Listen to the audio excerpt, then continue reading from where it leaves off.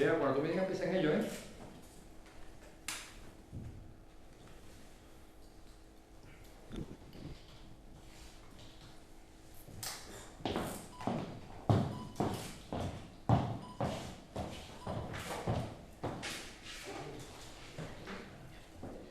Bueno, buenos días y agradeceros vuestra asistencia, también felicitaros el año, este año que comienza, que bueno, que todo apunta que va a venir cargado de grandes noticias.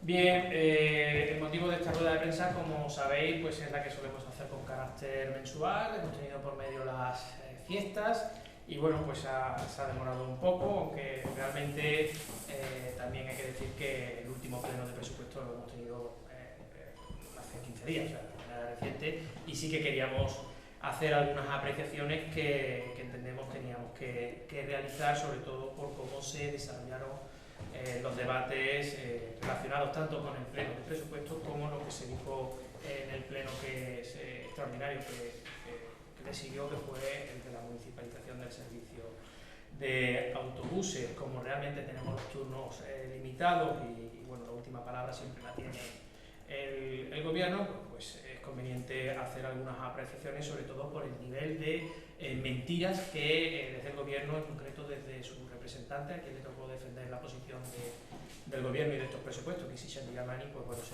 se dijeron durante todo el debate parlamentario. Por supuesto, como se pudo presenciar durante la sesión plenaria, pues estuvimos ante un debate totalmente estéril, y lo que sí se apreció y fue especialmente relevante fue la puesta en escena de esa connivencia absoluta, de esa forma que tienen de compartir todas las decisiones de gobierno, tanto del Partido Socialista como el gobierno del Partido Popular. Yo diría más bien gobierno PP-PSOE, PSOE-PP, en función del rol que van adquiriendo cada uno en base a las necesidades que tiene. Lo pudimos apreciar perfectamente en el discurso, la verdad, patético, ridículo, que llegó a hacer el portavoz del Partido Socialista, Juan Gutiérrez. Se supone que es el primer partido de la oposición, y bueno, pues prácticamente fue decir amén a todo lo que ahí se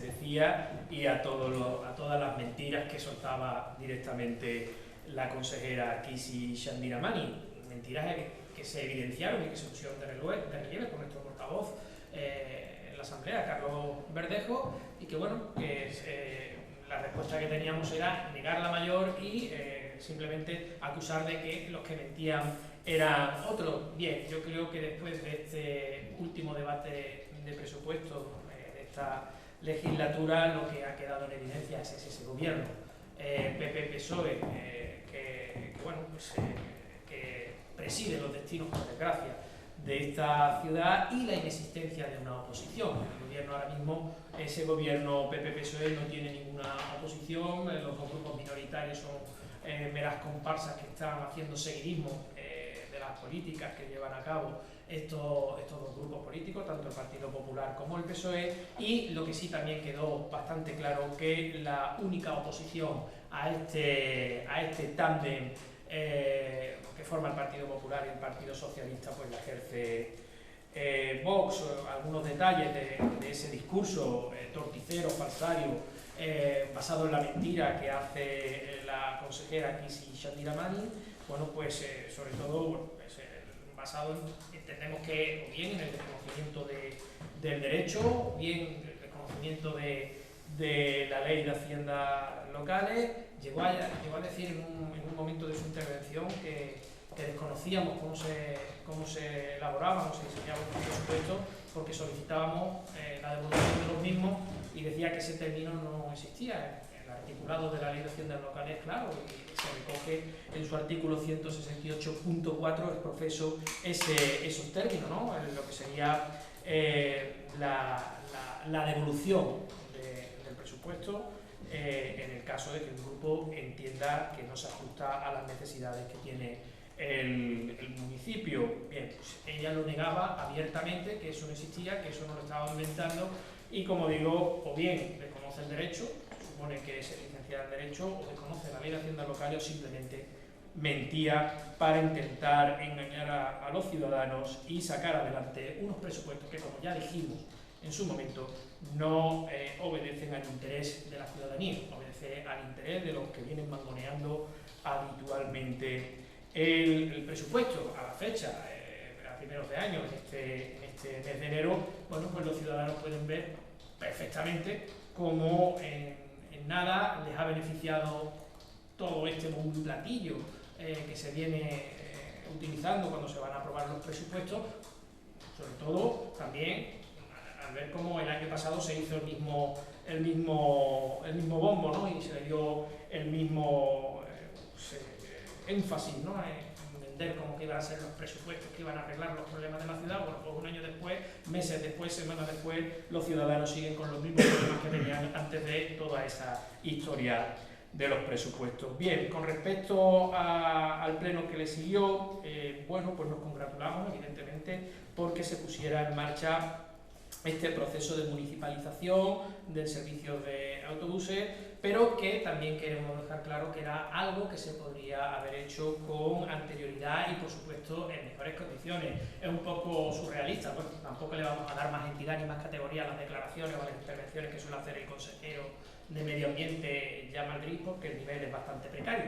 Pero, bueno, él argumenta que nosotros no participamos en la elaboración, está claro que a ellos les corresponde cumplir con su deber de gobierno. Si nosotros estuviéramos en el gobierno y tuviéramos esas obligaciones, esto se habría hecho, como dijimos, de otra manera, con más tiempo y mejor elaborado. El participar de los desastres de este gobierno creo que solo beneficia a aquellos que se dejan engañar por el gobierno de Juan Viva y, por supuesto, por sus socios de componenda del Partido Socialista. Nosotros nos quedamos con lo quizás más importante. Se ha puesto en marcha ese servicio de municipalización, intuimos y entendemos que van a mejorar las condiciones de los trabajadores, pero tampoco hemos atisbado ninguna mejora en el servicio. Nosotros lo único que hemos observado es que se le ha puesto una serie de pegatinas, por cierto, bastante cutre, a los autobuses para identificar que pertenecen a partir de ahora a la empresa municipal Amgel-Cesa, pero bueno, pues ya las quejas están sobre la mesa y no se ha visto ningún cambio sustancial en el servicio que se presta a los ciudadanos, sobre todo ahora teniendo en cuenta que los ciudadanos pagan directa y rigurosamente ese dinero para gestionar este servicio. Entendemos que esto tiene que tener mayor celeridad y que los ciudadanos, después de todo lo que se ha venido hablando con respecto a la municipalización del servicio de autobuses, ya tendrían que estar disfrutando de un mejor servicio y de unas mejores condiciones en toda esta cuestión de los autobuses. Bien, también no podemos obviar una realidad, que es relacionar este proceso de municipalización del servicio de autobuses, de la asunción de la gestión directa del servicio de autobuses por parte del municipio, pues con el tema de la limpieza viaria, por supuesto. Nosotros ya llevamos incluso a pleno en varias ocasiones la municipalización del servicio de limpieza viaria y recogida de basura. Por supuesto que obtuvimos la negativa una vez más de los grupos políticos presentes en la Asamblea, igual que pasaba con el tema de los autobuses, que bueno, pues solo miran por sus intereses y en este caso en particular por unos intereses muy particulares de estos grupos políticos, como hemos podido ver reflejado en este último tramo del año y que más adelante también comentaremos. Es una realidad el servicio de limpieza viaria, es un servicio esencial, es un servicio importante para el funcionamiento del municipio y por lo tanto debe estar gestionado directamente por la ciudad y no tenerlo en manos, bueno, pues de intereses particulares que se lucran con este servicio, que no dan el servicio requerido por los ciudadanos y que además sirven en muchas ocasiones para crear un macro chiringuito en el que beneficiar algunos poderes de esta ciudad y algún que otro grupo político. Eso también hay que tenerlo en consideración. Por lo tanto, entendemos que esta cuestión es esencial, al igual que pasaba con los autobuses.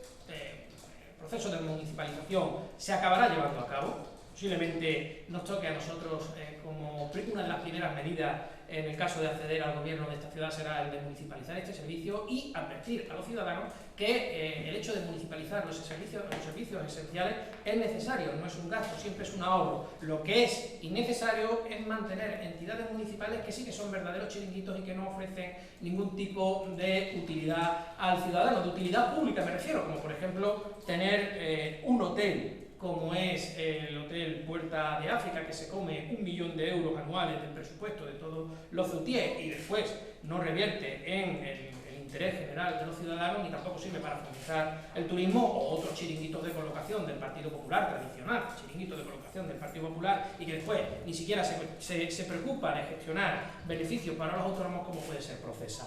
Ese tipo de cuestiones pueden pasar a mejor vida y revertir esos recursos de los ciudadanos en asuntos municipales que sí que beneficiarán, por supuesto, a todos los ceutíes y, por supuesto, al funcionamiento de la ciudad. Bien, continuando un poco con los asuntos municipales y, bueno, quizás entroncando con toda esta cuestión que hemos hablado de chiringuitos, macrochiringuitos y de algunos poderes que se lucran y se benefician, pues quiero hablar de las fiestas de Navidad. Bien, hemos visto unas fiestas de Navidad organizadas desde la Consejería de Cultura, Festejos y Asuntos Varios, entre ellos la Fundación Convivencia, y bueno, pues hemos visto que ha sido una verdadera precampaña electoral de los dos grupos políticos, del Partido Popular y el Partido Socialista, que han intentado darse un baño de masa en costa de la ilusión que los ciudadanos ponen por unas fiestas que forman parte de todo. Bueno, hemos visto hasta encabezar las cabalgatas de Reyes en Jadú a Juan Vivas, allí dándose baños de masa que, por cierto, no le correspondían a él, sino que eran para los Reyes Magos. Que claro, es que los Reyes Magos también eran él, eso también hay que decirlo. O sea, nosotros queremos dejar claro que, bueno, si los Reyes Magos tienen mucho trabajo, delegan en la ciudad su representación, pero es que aquí no han tenido mejores delegados como los Reyes Magos que poner al consejero de Cultura, Carlos Rontomé. Entiendo que lo han puesto de Melchor porque a Juan Vivas le parecía muy fuerte disfrazarse de Melchor, que era lo suyo. Pero bueno, ya tiene a su mariachi para que se disfrace de Melchor y, por supuesto, ya ver a Gaspar, el señor Gutiérrez, disfrazado de Gaspar con tanto pelo también sorprende. Y bueno, ya el colmo, al abogado de la empresa Trace, uno de esos macrochiringuitos a los que señalamos que se beneficia de la gestión de la limpieza diaria, el señor Carlos García Selva, abogado de esa empresa, pues de Baltasar. Esto ya me parece una tomadura de pelo a todos los centíes y la verdad que es una verdadera vergüenza utilizar una fiesta que es de todos los ciudadanos para hacer campaña política y darse unos teóricos baños de multitudes que no le corresponde a ninguno de estos personajes. Bien, dicho esto, esperamos que la Navidad vuelva por su fuero a su tradicional formato, en el que participen todos los ciudadanos, que es patrimonio de nuestra identidad y de nuestras raíces cristianas y de nuestra cultura, y que el próximo año, si Dios lo quiere, pues tendremos una organización de las fiestas pues en mejores condiciones y mucho más cercana a los ciudadanos. Bien, ahora hablando un poco de lo que va a acontecer, se supone que va a acontecer porque tampoco sabemos cuándo, del tema de la aduana comercial y de la reunión de alto nivel. Bien, estamos en el mes de enero, se suponía que la aduana comercial, llevábamos todo el año anterior escuchando que se iba a poner en marcha en el mes de enero. Bueno, que hemos escuchado meses anteriores, pero que ya en el mes de enero era definitiva que la aduana comercial, eso iba a estar operativo. Nosotros entendemos que en el ámbito administrativo, cuando se va a poner en marcha y se cita un mes, los preparativos están al 31 de diciembre del mes anterior, 31 de diciembre en función del mes que corresponda, y a uno de ese mes un curso empieza a funcionar. No digo el mes, pero cuando a mí me parezca, o cuando se pueda, o ya veremos si se puede. Lo único que conocemos de la aduana comercial es una caseta, o un contenedor, mejor dicho, porque ni siquiera se han molestado en fabricar una caseta ex profeso para el funcionario o los funcionarios que tengan que ir allí, sino que se han ido a un contenedor, sí, un contenedor eso que se cargan los camiones y que van llenos de mantas o de otras cosas, que van después los barcos y se descargan. Eso es lo que han destinado a la frontera del Tarajal para alojar ahí a al personal que se supone que se va a hacer cargo de esta aduana. De esta aduana no la voy a llamar aduana comercial, voy a llamarle de momento aduana y después intentaré explicar un poco qué tipo de aduana se intuye que va a ser.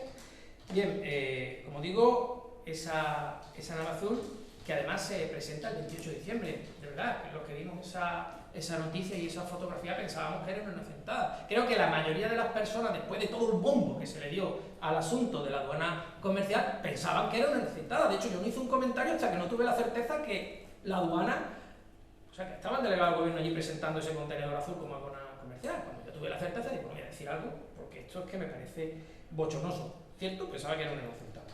Y la verdad es que, aunque no fuera una broma que después se apareciera distinta a la realidad, es que es la inocentada hecha realidad.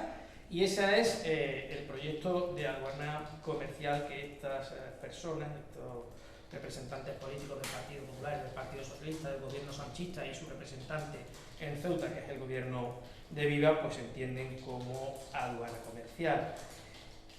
Bien, esto ya veremos. Ellos dicen que para final había salido, creo que el delegado del gobierno diciendo que sí, que ya. Me acuerdo, me ha recordado cuando decía el delegado del gobierno que sí, que ya, al famoso documento ese en el que la delegada del gobierno decía que ella avalaba con su firma que no iban a mandar el dinero del agua. Las cosas de estas que suele hacer el delegado del gobierno, los delegados del gobierno, y me imagino que por decir algo tengo que decir porque me están apretando las tuercas desde otro sitio. Bueno, pues esto me suena un poco a lo que ha dicho hoy, que ya, pero ya veremos. Y bien, este tema de buenas intenciones, expectativas, la verdad es que todas ellas siempre están supeditadas a los intereses del Reino de Marruecos, que por desgracia para los ceutíes, y por desgracia para los ceutíes por tener gobiernos que han permitido esto durante muchísimos años, nuestra hoja de ruta para nuestro futuro comercial y económico pues está en manos del Reino de Marruecos. Marruecos para nada tiene interés en una aduana comercial, lo vuelvo a insistir, porque es tradicional, la política tradicional del Reino de Marruecos desde la independencia en 1956, en el que su política ha sido continua y directa para ahogar a la ciudad de Ceuta. Él tiene un objetivo claro y manifiesto que es la anexión pura y dura de los territorios de españoles en el norte de África, y su política se encamina en ese sentido. Para nada tiene interés en beneficiar con una aduana comercial a los empresarios en Ceuta, a la economía en Ceuta, el florecimiento del comercio en la ciudad, ese comercio transfronterizo, regulado, que tanto se anhela por parte de la Cámara de Comercio o de otros sectores empresariales, como es la Confederación, con el Reino de Marruecos. No, Marruecos no tiene interés. Marruecos lo que tiene interés es beneficiarse él a costa del dinero que se pueda mover aquí en Ceuta, que es lo que ha hecho durante muchísimos años con todo ese pegote que había montado ahí en las naves del Tarajal. Marruecos no tiene ningún interés en generar ese beneficio. Lo que sí tiene interés es en inundar la ciudad de Ceuta con productos que ellos elaboren, con productos de Marruecos, y si pueden poner ahí un tinglao en el que además le regule a ellos la entrada de productos en la ciudad de Ceuta, pues estupendo. Eso es lo que le interesa a Marruecos, ni mucho menos que los ceutíes lo tengan claro. A pesar de todas las mentiras que le van a contar desde el gobierno de Pedro Sánchez, desde el gobierno del Partido Socialista y desde sus aliados y representantes aquí en Ceuta, también mariachi, como el gobierno de Juan Viva, como digo, nada de eso que les cuente es real ni se va a cumplir en la ciudad. Lo que va a ser es un tinglado montado en beneficio de los intereses del Reino de Marruecos. Bien, para que se vayan haciendo cargo de lo que estoy diciendo, podemos ver las últimas declaraciones que hace el personaje este que han puesto al frente del Partido Socialista, y que parece ser que, sin haber pasado prácticamente por la escuela, va de estadista mundial. Creo que se considera chachi. Pero bueno, él puede considerarse lo que quiera, pero después las cosas que dice realmente lo dejan en total evidencia. Este señor viene a decir que unas absurdidades que lo que demuestran precisamente es esa falta de formación, un desconocimiento absoluto de los procesos políticos y económicos. Y no voy a hablar ya, ¿para qué?, del comercio internacional, ¿para qué voy a hablar del tema de las relaciones internacionales, bilaterales, el tema de la política en materia de sanidad internacional, sanidad exterior?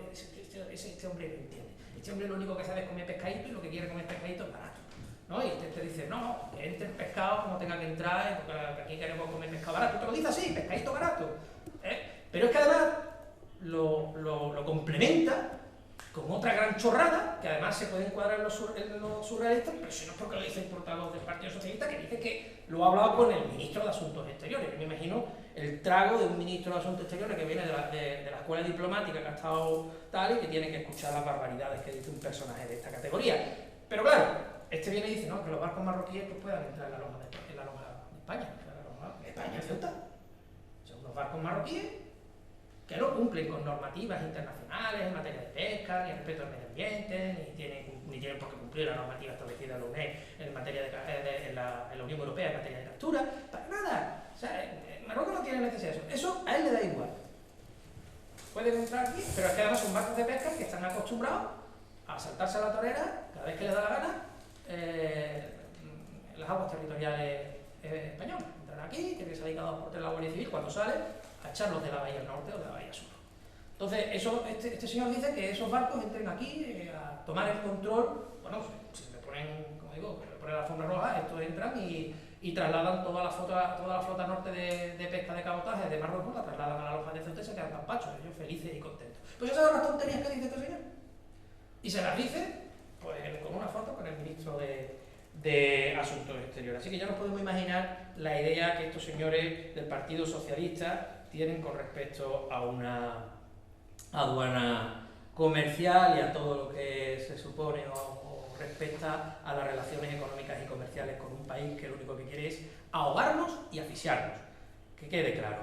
Bien, con respecto, y con esto ya termino, con respecto a la RAN, a la reunión de alto nivel con Marruecos, si se llega a realizar en febrero, dicen que el 1 o 2 de febrero, yo había escuchado que lo iban a hacer en octubre, noviembre, se habló de diciembre, se habló de enero, cuando no era por el tema del mundial, cuando no era por el tema de que el ministro estaba no sé dónde y tal. Total, ha llegado febrero y todavía queda mucho enero, así que puede acabar perfectamente en marzo, en abril, en mayo, en junio o en julio. Pero bueno, si se hace en el mes de febrero, tampoco esperamos nada positivo, porque Marruecos evidentemente no nos tiene, visto los espectáculos, los shows que da el gobierno de Pedro Sánchez, pues no tiene ningún interés por respetar ninguna posición que beneficie a España, y mucho menos, por supuesto, a Ceuta. Si consigue algo muy minoritario, por supuesto, que no interfiera en los intereses de Marruecos, pues nos costará mucho más caro a los ceutíes y a los españoles, porque todo se conseguirá, todo lo pequeño que consiga, que tampoco beneficie en exceso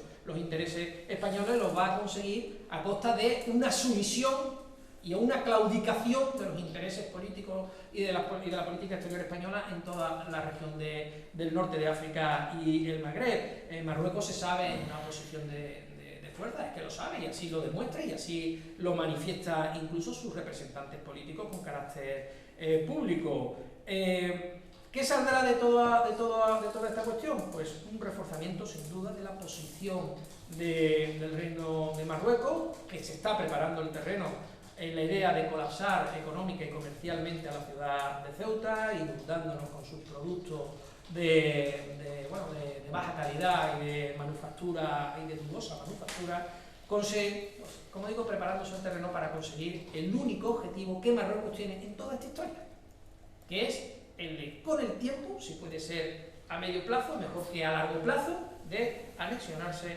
las ciudades españolas de Ceuta y Melilla, Peñones, Islas Canarias, y se lo dejamos hasta Toledo. Esta gente suelen actuar de esa manera. Bueno, pues con esto termino mi exposición inicial. Muchas gracias por su atención y si quieren hacer alguna pregunta, estoy a vuestra disposición. Muchas gracias.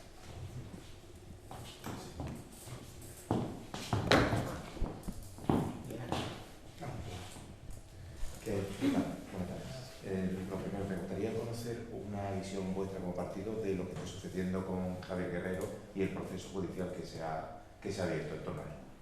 Bueno, nosotros lo hemos manifestado en infinidad de ocasiones. Nosotros, incluso cuando nosotros somos los afectados por todas estas cuestiones, no comentamos asuntos judiciales.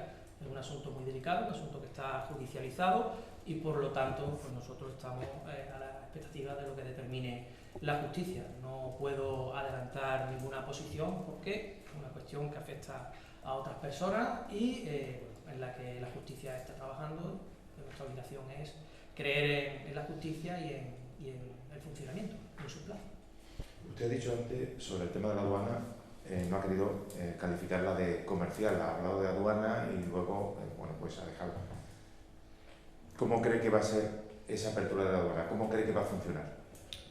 Pues con un contenedor azul y una aduana regional un poco, pues ahí, como he dicho, en base a los intereses del Reino de Marruecos, gestionando la entrada de productos de origen marroquí, como digo, de dudosa calidad y de dudosa manufacturación, y bueno, pues ahí el funcionario un poco controlando el volumen de productos marroquíes que entran en la ciudad de Ceuta, controlando de alguna forma, porque seguirán entrando como suelen entrar habitualmente. Pero bueno, será ahí un poco la historia de intentar controlar de alguna forma la entrada. Por supuesto que Marruecos no va a consentir la entrada de productos que generen un beneficio comercial a las entidades empresariales que se puedan afincar en Ceuta. Para nada. La aduana regional, de alguna forma, estará, por eso no la llamamos una aduana comercial, tiene un carácter internacional como la que está situada en Adorno, como la que está situada en Tánger o como las que tenemos situadas en Algeciras. Se supone que son aduanas en las que se regula el comercio internacional entre dos países, con un volumen de proporciones considerables en ese tránsito comercial, en el ámbito que se pretende aquí en Ceuta, que pretende Marruecos, porque es que Marruecos también lo ha dejado claro.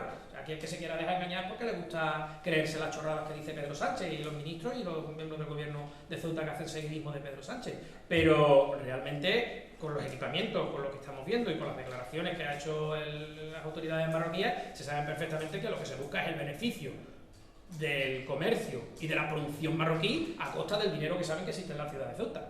Más ni menos. Eso, que yo sepa, no podemos llamarle aduana comercial. Le podemos llamar tinglao, rollo o cualquier historia, pero aduana comercial, desde luego que no. Sí, me gustaría saber qué valora o cómo valora el partido las últimas encuestas que se han conocido y se han hecho públicos recientemente. Bueno, yo creo que siempre que se plantea esa cuestión o sale una encuesta, nosotros siempre nos hemos mostrado escépticos. Nosotros la verdad es que no hemos tenido nunca buena relación con las encuestas, porque la mayoría de ellas suelen estar muy cocinadas, suelen estar, no vamos a hablar de las encuestas que hacen con el dinero público estos personajes del CIS, concretamente el señor Tezano, que la verdad es que no son para nada favorables, pero bueno, en esta última encuesta que se ha publicado en los medios y en redes sociales, la verdad es que deja muy buenas expectativas de votos para Vox en la ciudad de Ceuta, tanto a nivel autonómico como a nivel general.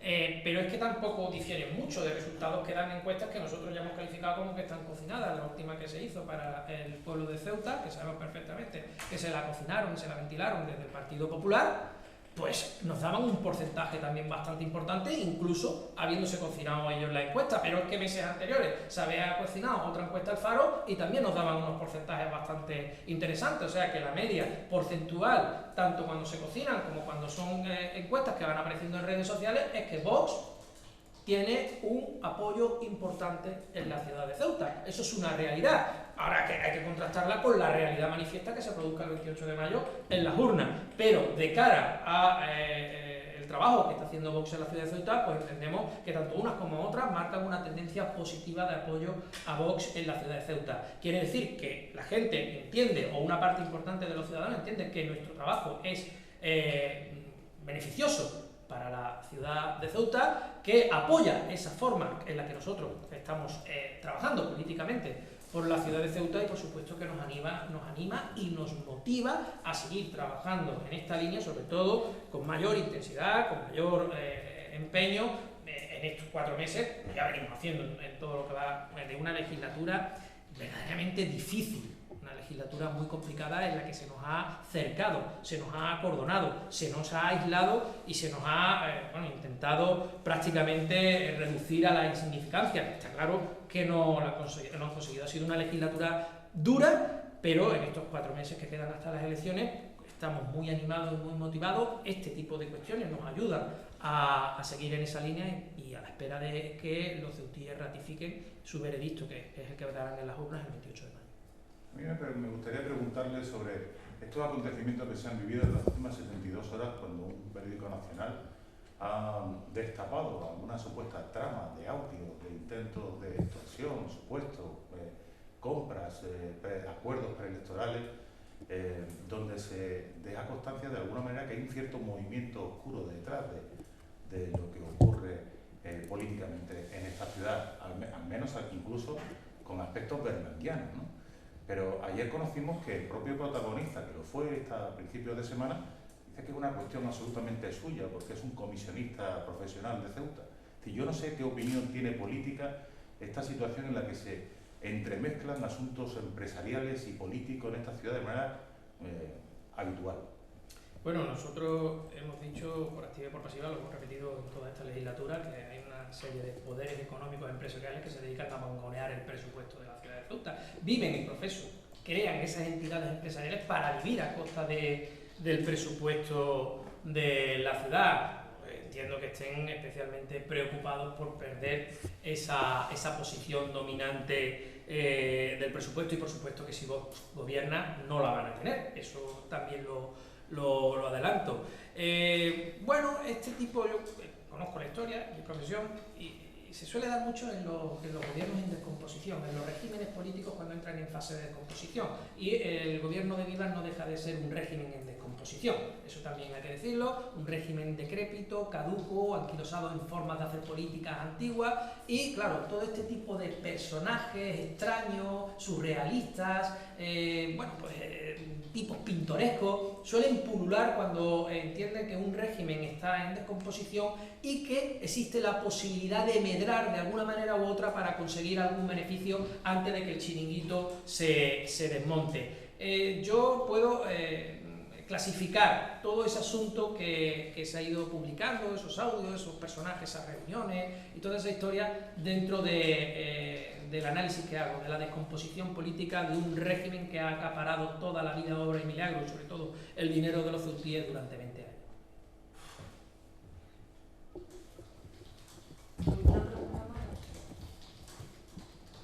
Pues muchas gracias por todo.